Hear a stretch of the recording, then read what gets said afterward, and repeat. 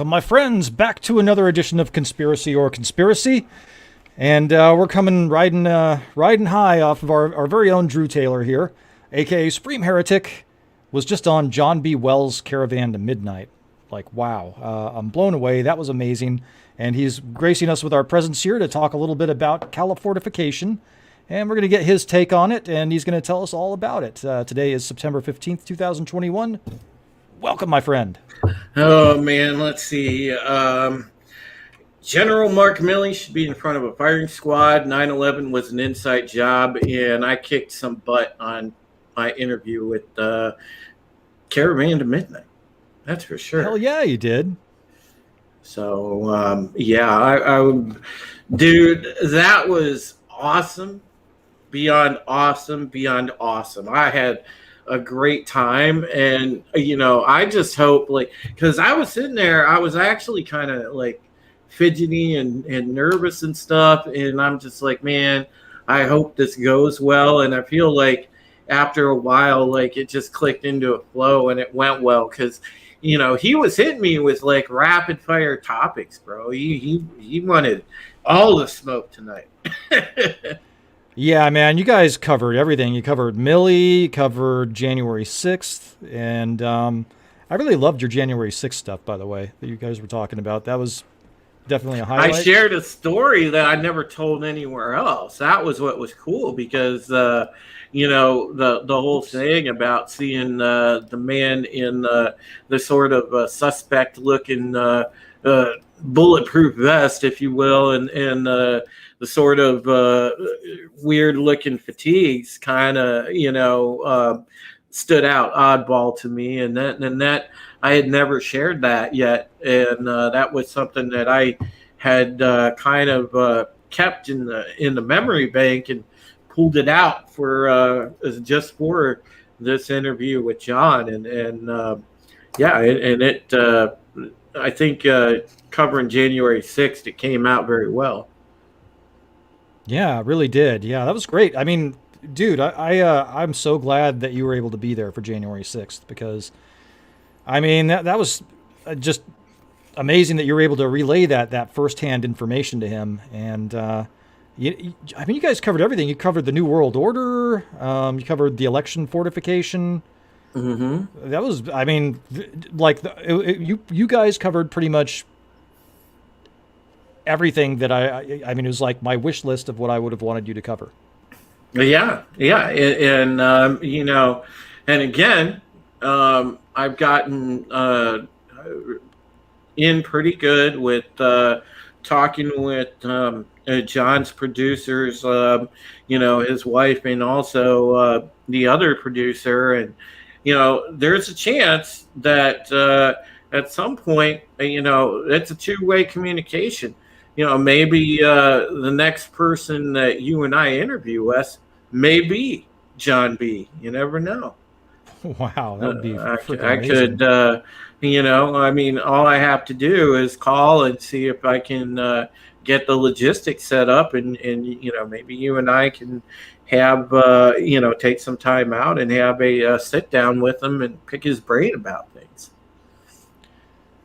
Wow, I'm getting starstruck, probably kind of the way you were starstruck, just even thinking about it. So and just let me know, and eventually I'll endeavor to make that happen. And I see the comments in the chat, and to Helam, it's great to see you. Phil, it's great to see you. Thank you guys, Rita and Dwayne. Rita, I love you, babe. Thank you so much. Dwayne, you too. Thank you for going and supporting me and checking that out and listening to it. I appreciated all of my friends that turned out and listened and checked it out. That was so cool.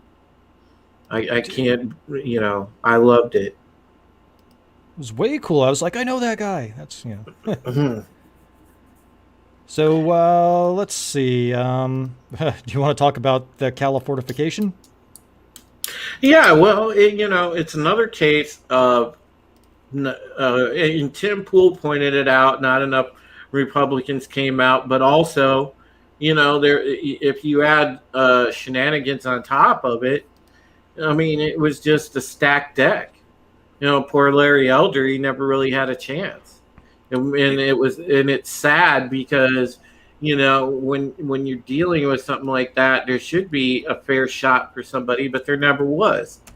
And part of that is the fault of voter apathy, but also part of that is, probably a pretty sizable portion is the shenanigans that were employed, as far as people showing up to polling places being told they've already voted. Yeah. Okay. So here's the polling data that we have, and closer than what I thought. Well, here's what so the final results, I think, hold on, the final results, let me get the actual results, but look at the spread. Let's look at the accuracy of the polls versus how it actually went. And so you'll notice, and the press coverage, when it was right around here, the press coverage seemed to be fairly accurate. It's like, he's in trouble. And Newsom seemed to be concerned about it and resigned to the fact that he might have been on his way out. And then something interesting happened. The media narrative changed. And this doesn't make a lot of sense to me here, this divergence. So I think the final results here. The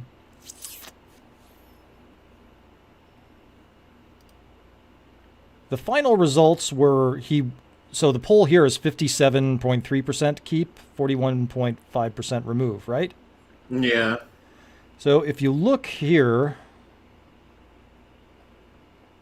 hold on, I'm trying to chew bubble gum and walk at the same time.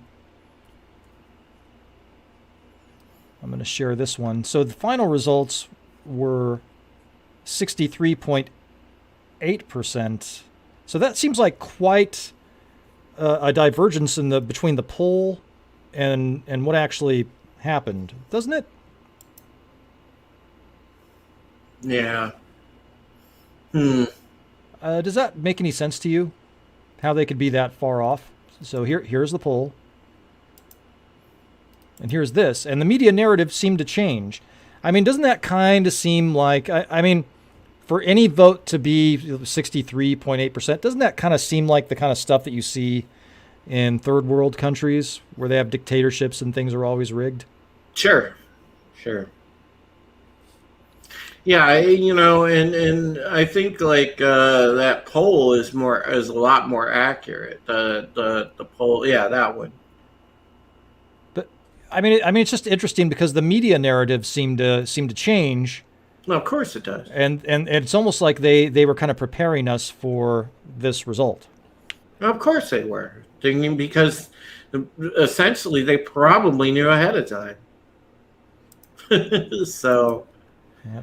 I mean, you've got reports of people in LA County showing up, and someone's already voted for them, or somebody's already voted. And then you have, and it's interesting because KTLA was actually doing man on the street stuff, and they were talking to people. Mm-hmm. And I didn't find any people that said they were going to vote, vote to keep Newsom. Everybody they talked to. That I could see, said they were going to remove Newsom. Mm-hmm. They seem to have a really hard time finding people, and it's interesting because if you look here, and you look at LA County, where the lockdowns are being very strictly enforced, or not the lockdowns, but the COVID restrictions, we'll say, where there's been a huge impact on small businesses and the population there, they're saying that that Newsom prevailed by 70.8%. Yeah, get out. And and the media is saying, here's how the media is spinning it. Here's what the narrative is. Gavin Newsom's policies heavy-handed policies regarding the COVID response were very popular, and that's why people voted to keep them. Yeah, they were very popular my ass. Nobody wants to live under those kind of restrictions unless they're fucking idiots. But to be fair, in California, there are a lot of fucking idiots. Present company excluded, of course. But, it's just... Well, here's how my county voted. My county voted like this.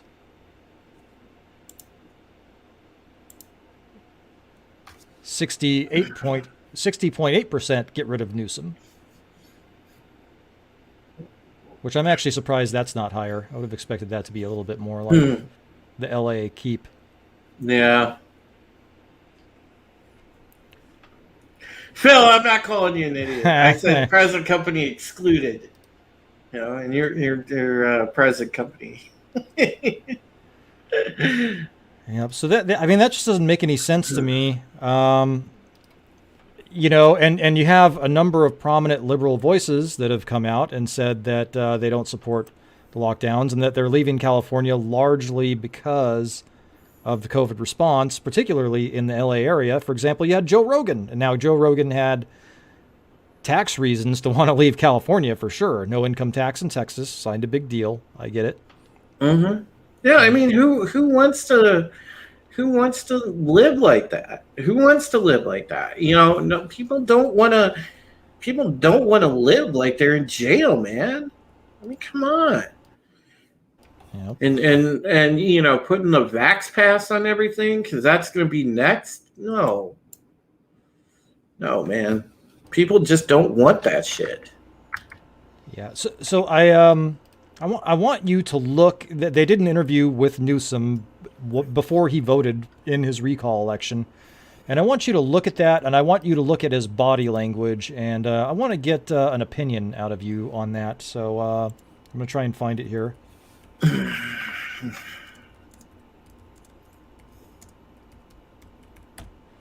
And we played this earlier as well. I find it hard to believe. I know that there are dumb people that do support him. I know it's a Democratic state, but I find it implausible. So here, I want to get your take. I want you to look at his body language, because that's what's really... Because there are some things that stood out to me, and I want to see if the same things stand out to you. No and go, and encourage everybody that hasn't voted to turn in those ballots. I remind everybody election day is today. Election day is this weekend. Election day ends at 8 o'clock on Tuesday, September 14th. It's an all mail-in ballot. 22 million ballots have landed in people's mailboxes. If you haven't already voted. So look at his body language here. Take the time and simply doing an awful lot of fidgeting with his hands. He looks a little nervous here, doesn't he? Yeah. Turn those ballots in. You've got folks on the other side. Definitely uneasy. That have one thing in common. Well, two things. They all support Donald Trump. He looks like, hey, I've seen my internal polling. Mask mandates and vaccine verifications. You can have more contrast and more consequence with this election.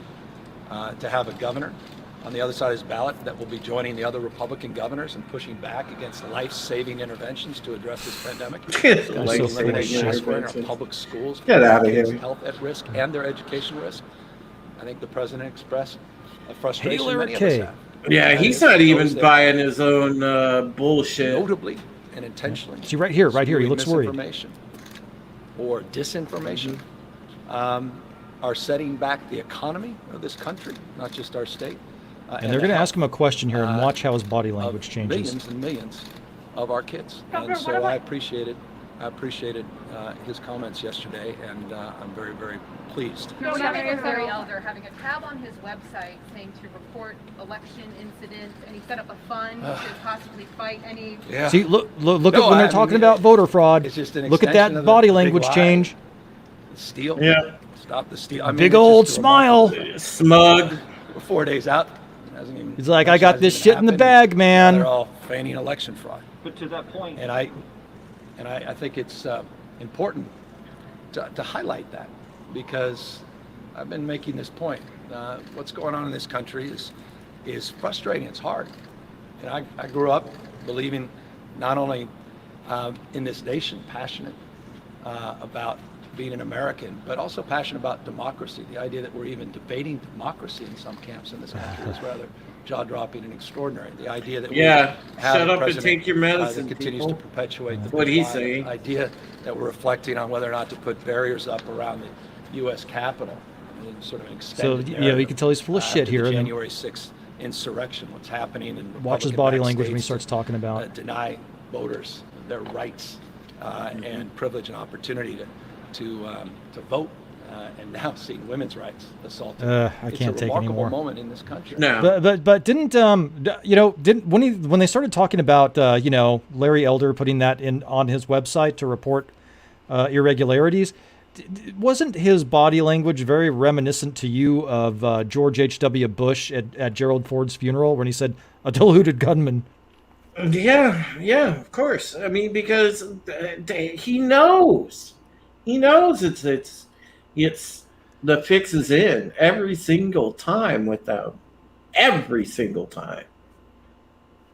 I mean, it's just ridiculous. God damn, man, 65%. Yeah, I mean that strains credulity. That's no way. It's a joke, dude. It's a joke. I mean, it's travesty of justice. But there wasn't enough Republican turnout. There really wasn't. There needed to be more. That was part of it. But the other part was obviously shenanigans. Well, I do think that. Well, I mean, how the mail-in ballots? That's the problem. The mail-in ballots are the problem. There's no chain of custody there. There's no verification of identity. Yep. And they found 300 ballots in Torrance, California. Let me bring that one up. Let me get your take on that.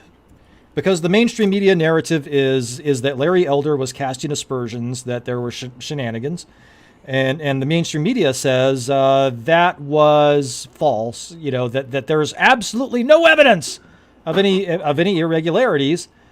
But look at this. I mean, at least keep your bullshit kind of straight, right? Mm-hmm. Let's see. Do we have an update on this? We do not have an update on this. Well, that's because Larry knew it would happen. He knew it would happen. Casting aspersions, my ass. He knew it would happen.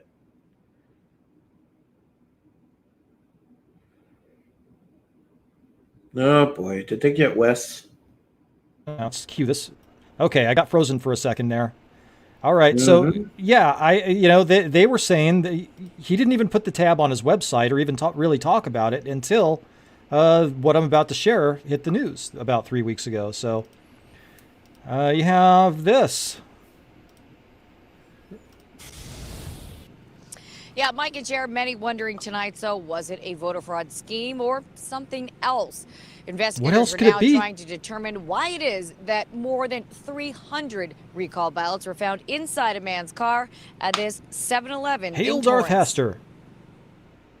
More than 300 mail-in ballots for the governor's recall race were breathalyzer? found inside a car parked at this Torrance 7-Eleven with a man sleeping inside of it. So that's kind of the part where we're at now with this investigation is everyone wants to know two questions. Why were the ballots in his vehicle? What was his intent with those ballots? And that's what we're trying to figure out. It was an employee at the convenience store on Emerald Street near Hawthorne Boulevard that alerted police last Monday around 10:45 p.m. about the man sleeping in his driver's seat. And stolen ballots weren't all police found inside the car. There was Xanax, a gun, meth, and other mail. He was arrested on several charges related Maybe he to runs in those possession of Hunter the Biden firearm, circles. the narcotics, the Yeah, I was going to say, man, that must be one of Hunter Biden's boys. Property and some other charges as well. Several agencies, including Torrance Police, the U.S. Postal Service, and the L.A. County District Attorney's Office, are now investigating how these stolen ballots ended up inside a convicted felon's back seat.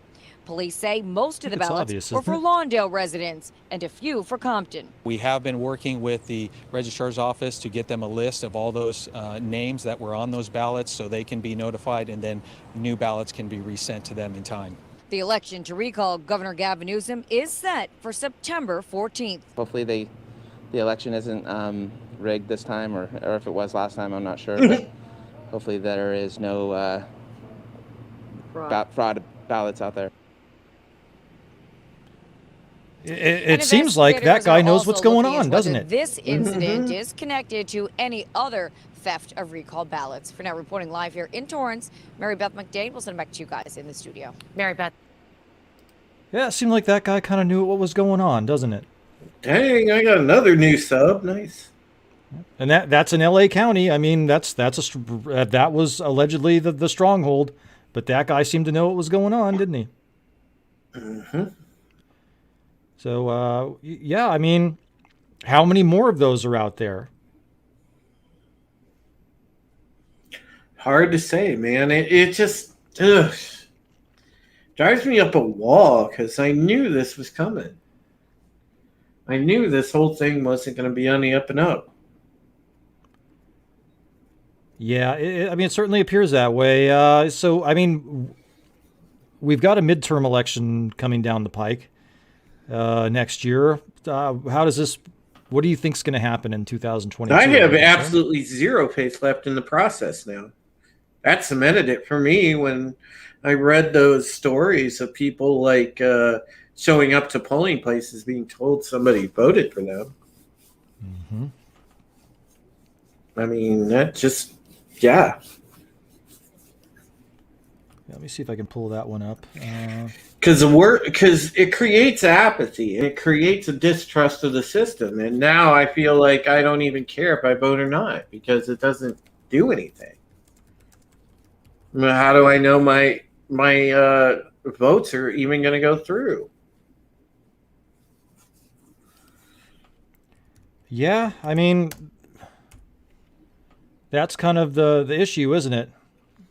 I mean, isn't that kind of what they're trying to do? They're trying to break our will and get people to not vote and not care and not think about it. Mm-hmm. I mean, I'm still going to vote, but dude, it sucks. I hate that. Yeah, I'm trying to find that story. Where is it? God dang it.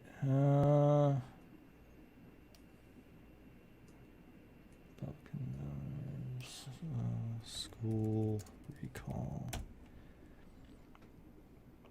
Boy, I hate this censorship and this algorithmic tomfoolery because I can't find what I'm actually typing in. Yeah, I'll do it on Google. I'll do it that way then. Or I'll do it on a different search engine, I mean. Man, so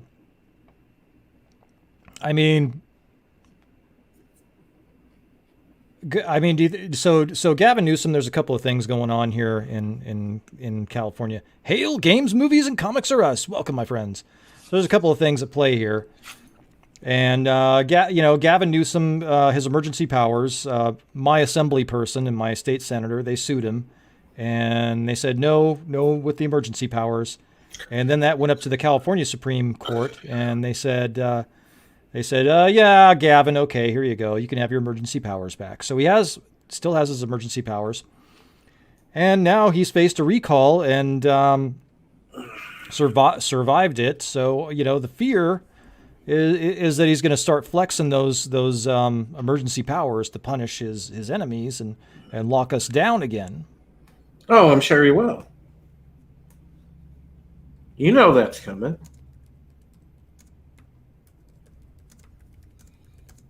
I think so. So I'll tell you one thing. A lot of people decided to leave the state, once this decision came down. Absolutely, because like I said, nobody wants to live like that. I mean, and how can you maintain living with the family in your home like that? That's crazy. Yep, it's all really disturbing what's happening here, and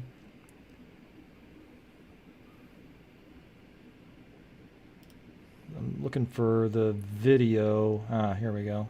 So here's the one of the people that say that they were told they already voted. Hang on. Oh my goodness, what is going on here? Is my internet like slow or what? I don't understand why these videos are not loading.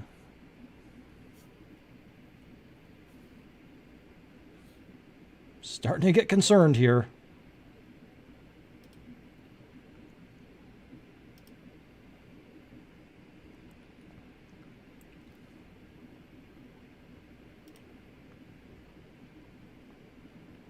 There we go. Oh, no, that's too long. So yeah, as a Californian, I mean, even I'm starting to kind of get, you know, I mean, I don't want to abandon ship here because I was born and raised here, but I'm kind of feeling at this point like maybe I should start really looking into getting out of here. There we go. Finally.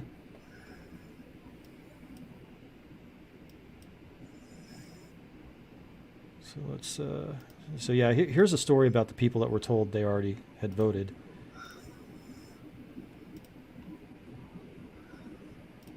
Come on.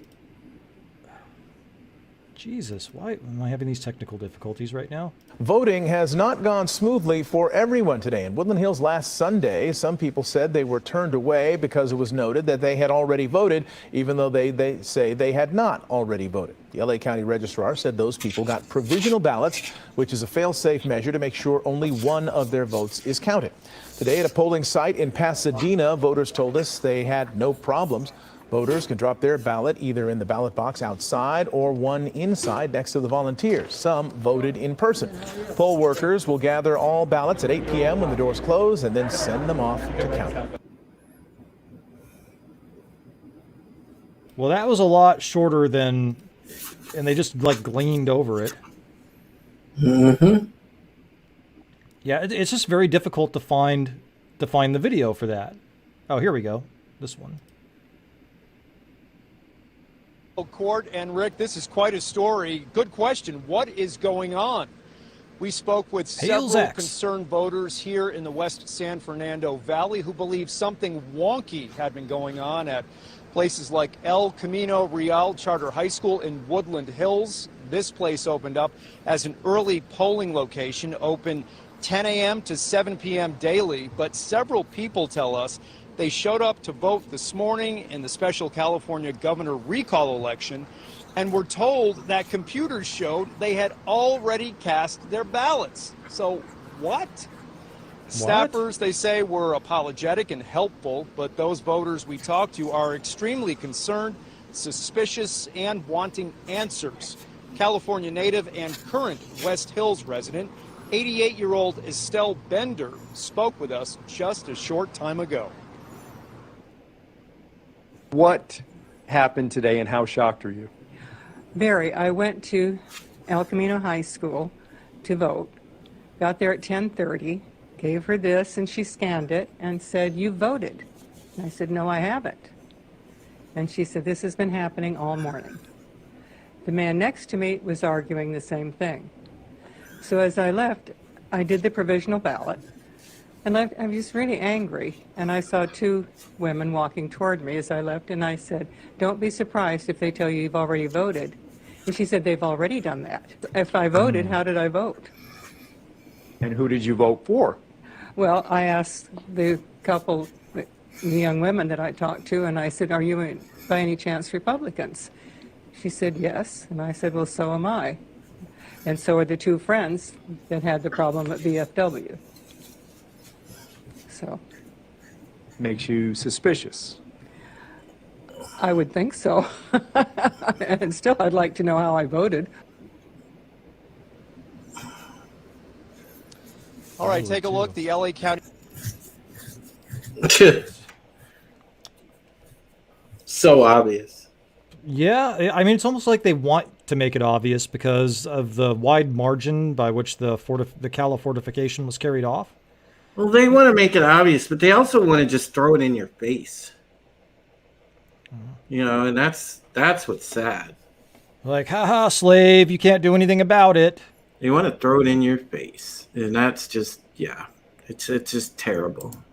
So Zach's is saying your interview was taken down on John B. Wells. Interview tonight is already down. Yeah, it might be because because they do the live cast, and then they go ahead and send it to they send it to get Monica or like in their members area on their website, I believe. I'm still seeing it, so let's see. Yeah, I'm still seeing it. Stand by a power transfer. At about category 1. So far as to pledge you with platforms.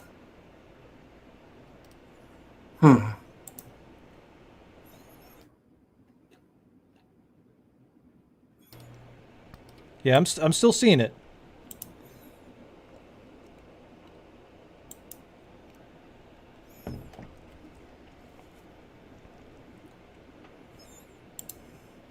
Let's see here.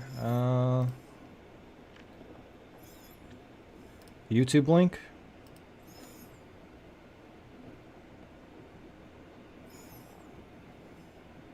Interesting.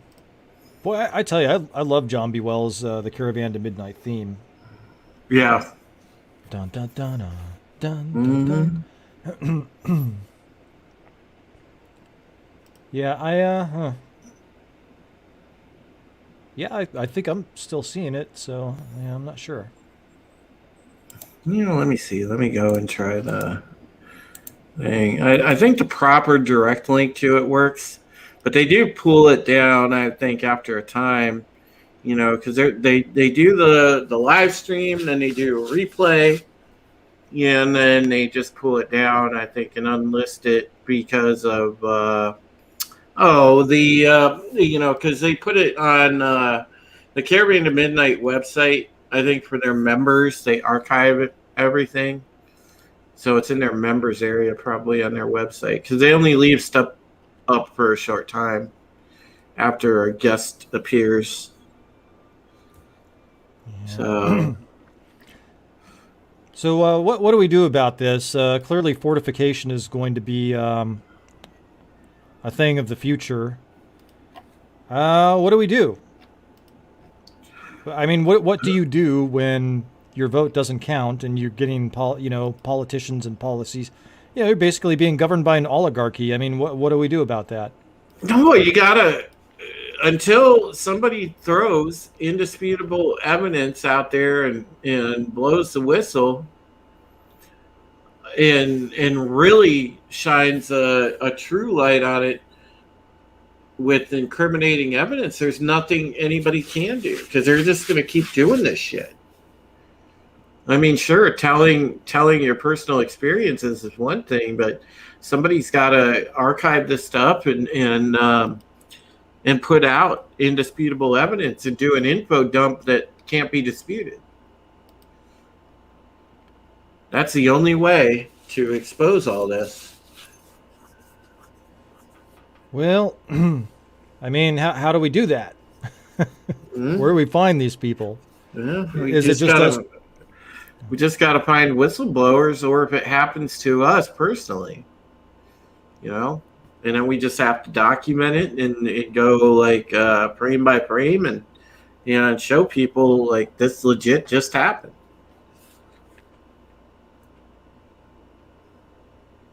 Yeah, boy, yeah, this is sad.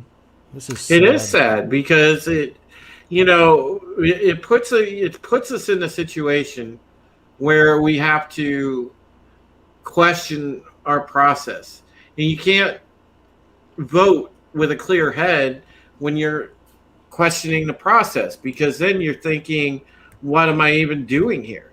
Why am I even voting? Because it's not going to count. When that seed of doubt's planted, it's really hard to get rid of.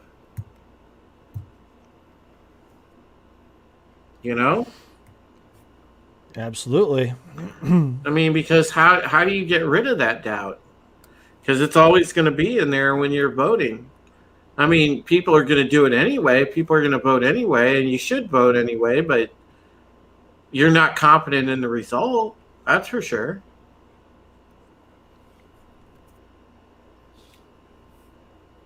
So, what about the normies? How do we wake up the normies? I mean, we're being censored. Let's say you do get evidence of that. I mean, look at what happened with Rose McGowan. That story got buried pretty far. Oh yeah, and they're out to cancel her. If I were Rose McGowan, I would be watching my back. I'd have some security. She probably because these people do not like to be humiliated like that. She probably does. She's a smart cookie. Rose McGowan is not stupid. So yeah, I mean, we also need populist people to keep running for office, you know, and there needs to be more, I think, high-profile people to come out, you know, like we had the thing with today with the with Nicki Minaj, right? We need more people of that ilk, of that caliber, to come out, you know, because they resonate and move the needle with culture. And we need more people like that on the side of truth.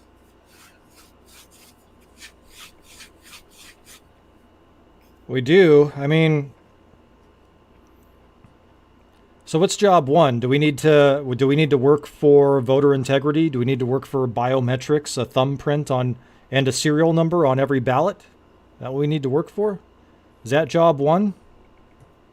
Oh, there better be a way to vet voters. There has to be a way to vet voters and protect voters. I mean, voter integrity must be upheld. Voter ID has to be a thing. It's not just either you want it or you don't. No, you need it. The time for wanting it is over. It has to be a thing. And if they're not going to do that, then, you know, that tells you right there. Anybody that is willing to not vet people that are going to vote, they're tipping their hand saying, no, we're not going to vet people because we cheat. Well, they're telling you right there who their allegiance is with. Their allegiance is to the people that cheat. Yeah, well, that's a disturbing thought.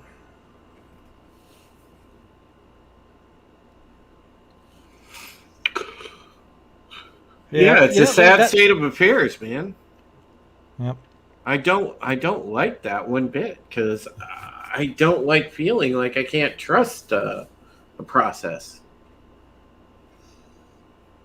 Yeah, Haster, Rose McGowan has been getting when they posted the clips of her calling out Newsom's wife, there were people being very rude and condescending to her in the replies, and, you know, trying to organize cancel mobs against her. Yeah. So Eric K says they do not even want you to have an ID to vote because they think a large part of the population cannot figure out how to use the internet or get an ID. Well, that's a cover story. Yeah, they just don't want you. They just don't want their voting, their vote rigging ring to be broken up. They don't want that process to be broken up because they can win an election anytime they want. So Darth Haster says, "Wow, but Rose is woke." Well, she's not woken up anymore, apparently. That's I thought so too, Darth Haster, and that's what gave her credibility, was the fact that she had that inclination. And so, yeah, I mean, people like that have credibility. We need more people like that to come forward. We need more people like your Joe Rogans that are kind of on they're on the left, that are liberals. And we need people like Jimmy Dore. We need people like that to start, but more than that, we need insiders to start coming out. Because this is some pretty serious stuff here, guys. I mean, this is really serious. Yeah, 100%.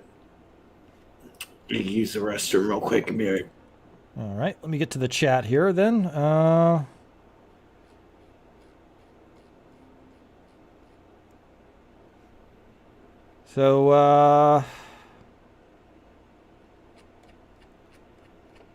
Rita says, I feel so frustrated about all this voter fortification and everything else that is going on. I've never seen anything like this in my life. I don't understand how this can even be happening. Well, I don't either. It's really disturbing. It's it's the fruition of it's the fruit of the seed that was planted a long time ago, and it may have been going on to some extent for decades. But at this point, they've lost so much. Donald Trump, I really think broke the matrix, and at that point, what you're seeing with the fortifications are that they don't want to take any chances that it's not going to go their way, and that's why you're getting these really, frankly, unbelievable landslides like that. And I mean, you see the playbook now. You see it. Zach says, like Ice Cube, she started listening to what was being said instead of what she was being told to think. Yep. Darth Haster says, maybe Aerosmith had it right. Eat the rich. Well, I think, I think power elites, people that are part of the system, children of privilege, like your Newsoms of the world, I think accountability is coming, and they're not going to like it when it happens. Because if this continues down this road the way it's going, and it's this blatant and this obvious, and there's not a correction to it,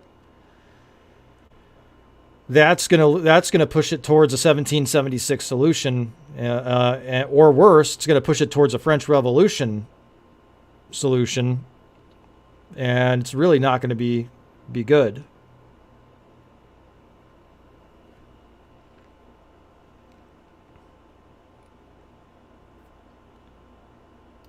Dwayne says it's like Eve. It's like Eve giving the apple to Adam. Yep, pretty much. Ah, we're naked. Yikes. Rita says, yes, it's been going on for decades, and with all this indoctrination, it's going to be decades more. Well, that's what we've got to do. We've got to have our chorus drown out the megaphone of the mainstream media apparatus and the establishment apparatus. So we need to, as many of us that can start channels, need to start channels if you have that inclination. Now, when you start a YouTube channel, and if you get any kind of notoriety whatsoever, probably around I would imagine around 10,000 subs, that's when you have to start worrying about, people that used to know you, whether you got liquored up at a party or at a bar or something, or whatever embarrassing shit that they might have from your past, that kind of stuff will come to light, and it's not going to be very fun, but, Mm-hmm. That's the risk you take when you get into the arena. And, I've looked into it, and I've thought about it, and at this point, as stupid as it might be, I'm willing to take that risk. So, but that is a risk. So if you're going to start a channel, be aware that could happen if you want to show your face or even have your name out there. But we have to do it. We have to start, making your voice heard when you do vote, doing a video and saying who you voted for, social media posting. When the mainstream media does foolish things and they misreport information or they do obvious misinformation, we need to start calling them. We need to start calling the reporters. We need to start posting that on social media. We need to start shaming these people. Yeah, Well, the problem is we're under three-pronged assault, and I didn't get to make this point. Damn it, on John B. Wells's show, because I wanted to tell everybody, yeah, we're under three-pronged assault. So on the direct front, you've got the information war. On the Eastern Front, you've got the spiritual war.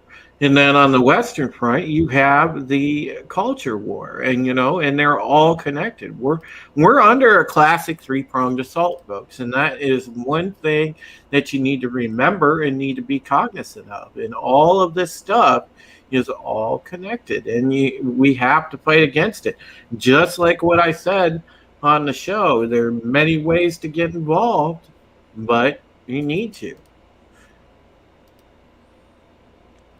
Absolutely. And if you can't start a YouTube channel or get involved, being a member of the audience, networking, which is what we're doing here, networking,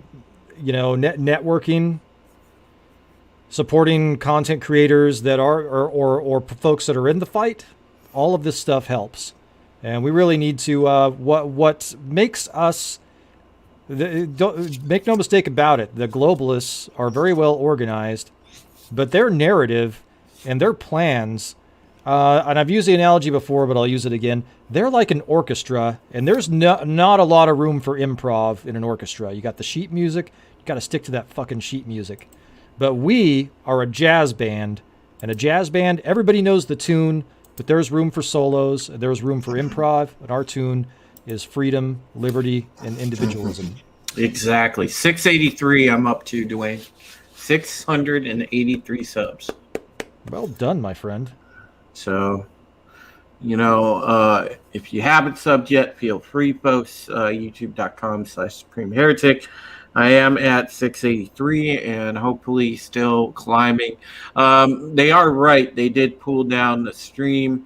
And like I said, it's only because, I know with John, he does archive all the Caravan to Midnight so that people on his site can find them. That's because they do have a premium service for members on there, so it's completely understandable. I'm not upset or anything,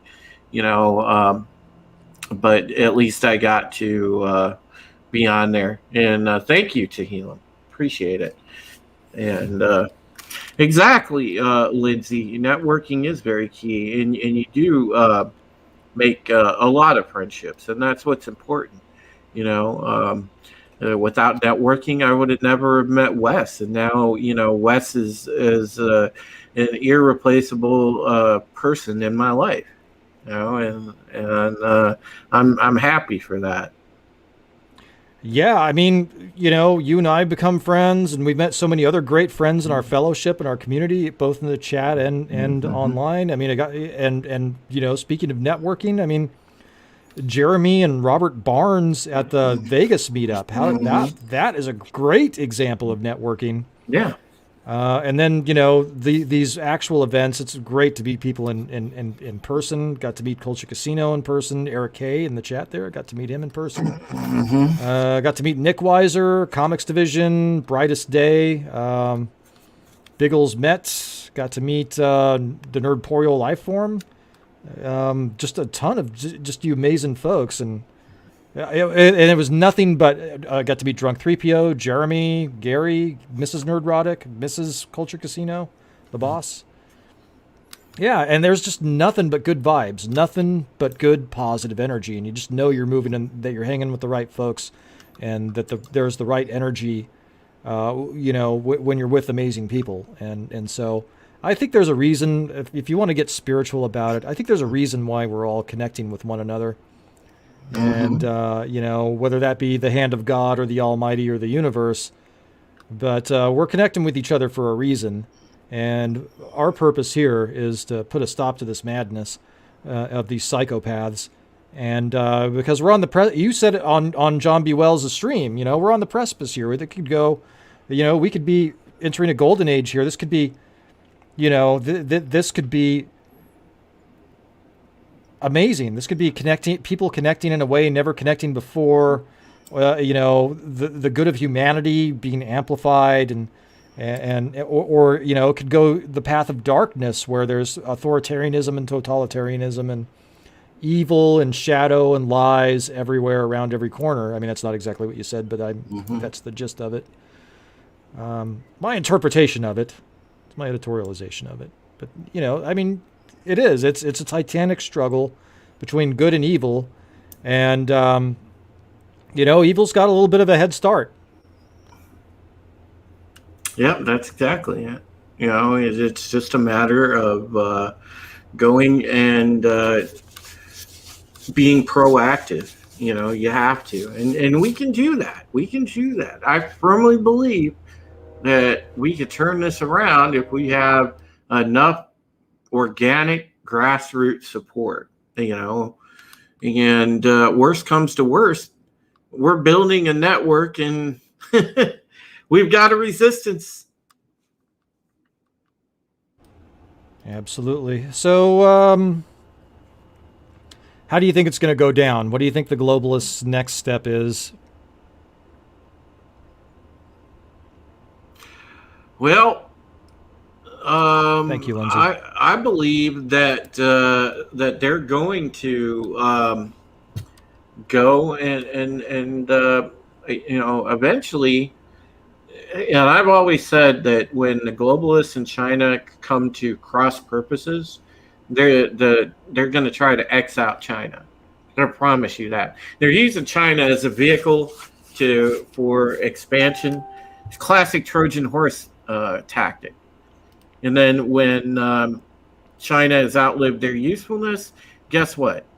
You'll see a number of coalition nations declare war on China. China will be disposed of, and then, of course, conveniently, the different governments under authoritarian rule will sit there and pick over the bones, aka all the territories, and there you go. So it's eerily similar to what happened to that bad guy, the rise of the rise of World War II era Germany, from Weimar Germany to, the Germany that we saw in World War II, and then the takedown of him. Xi was not, they weren't going to have presidents for life. Then all of a sudden Xi becomes president for life. Then all of a sudden, rampant, authoritarianism and rampant nationalism really gets catapulted in China, and it's eerily similar, isn't it, to what happened? But the globalists don't want to share power, and in the end, globalists will turn on China, just like they turned on Germany. Yeah, exactly.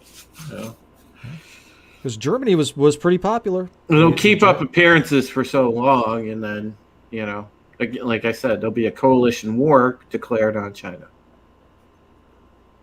That will happen. Because, as I explained on John's stream, Soros is already calling for it. Now, domestically, how do you think the globalists are going to handle folks of our ilk? Oh, well, just pay attention to your towns. You can see the camps going up. You can see the writing on the wall with that one. So they're going to be the more we hold out, the more that we don't go by the vax mandate, the more people that don't have the vax pass, they're going to start trying to herd into camps. So it's going to be for your own good. So yeah, well, that's what they're going to do for your own good. They're going to knock on your neighbor's doors. Hey, we're really concerned about your neighbor. Has he talked about any, anti-government stuff? January 6th, stuff like that. We're concerned about him. We're worried. We're from the FBI. We just got some questions for you, and then they're going to talk to you if you work a 9-to-5 type job, like a normie type job. They're going to talk to your employer, your boss, and your coworkers. Hey, you've been saying anything about we're really concerned. They're going to talk to your mom and your dad and your sisters and your brothers, and we're concerned about your son. We really want, we're trying to help him, And so if you could just tell us some stuff, you know, Mm-hmm. and then you're gonna get locked up, and they're gonna start locking people of our ilk up, is what I think is gonna happen. Lindsay, there's already and there's camps being built all around the states. People are pointing stuff out. There's one matter of fact. Just because I live right. I'm in Ohio. I live like right off of right close to I-90. The next exit up, heading east from me. The next exit up from me, there's if you get off there on that particular road, there is a facility being built, and it looks very weird, very much like a compound. It is surrounded by razor wire fence. Very suspicious.